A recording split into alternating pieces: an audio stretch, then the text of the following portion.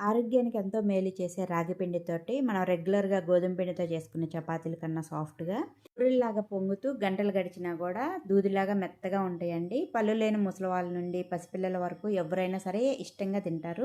ప్యాన్‌లోకి కప్పుంబావు water, ఒక spoon oil గానీ లేదా నెయ్యి గానీ వేసుకొని, ఒక అర స్పూను సాల్ట్ కూడా వేసుకొని వాటర్ బాగా తెరలనివ్వాలి. ఇప్పుడు అదే కప్పుతోటి కప్పుంబావు రాగి పిండిని కూడా వేసుకొని ఉండలనేది లేకుండా బాగా కలిపి మూత పెట్టేసి స్టవ్ ఆఫ్ చేసుకొని ఒక 5 నిమిషాల పాటు చల్లారనివ్వాలి. కొద్దిగా మనం చేత్తో తాకగలిగినంత వేడున్నప్పుడు పిండినంతా కూడా బాగా కలుపుకొని కావాల్సినంత సైజులో పిండిని తీసుకొని మిగతా పిండి మీద ఆరిపోకుండా మూత పెట్టేసుకోవాలి.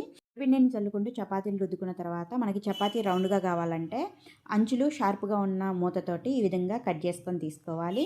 ఇప్పుడు పెనం బాగా వేడైన తర్వాత ఈ రాగి చపాతీని వేసుకొని, ఈ రాగి చపాతీకి తడి క్లాత్ తోటి పైన ఈ విధంగా అద్దుకోవాలి. ఇలా ఒక సైడ్ అద్దుకున్న తర్వాత రెండో వైపుకి కూడా టర్న్ చేసుకొని పొడి క్లాత్‌తో అద్దుకున్నట్టయితే ఇలా బాగా పొంగుతూ వస్తాయి.